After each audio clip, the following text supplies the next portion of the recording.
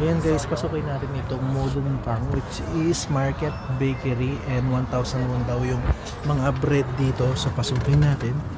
Ayan. Mga kabayan. Ayan, ito yung mga available bread nila. For 1,001 only guys. Ayan.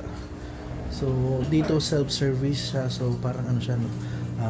Honesty is the best policy ang ano dito.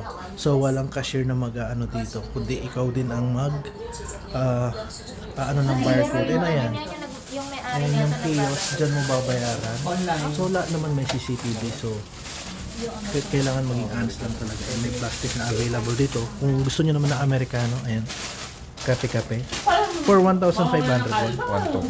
1,200 won na Amerikano guys. Ayan. Isang ano pa. Tapos may mga available din na drinks dito. At saka uyo. Grabe. Diba? Ganun dito guys. Sobrang safe. O yan. Ayan yung mga kasama natin. So pwedeng card or cash. Nag-insertan ng cash doon. Bill and kung may yung sukli makikita doon. Tapos kung gusto nyo ng card, pwede rin. Mga credit card. Pili ka? Ano? O, ikaw.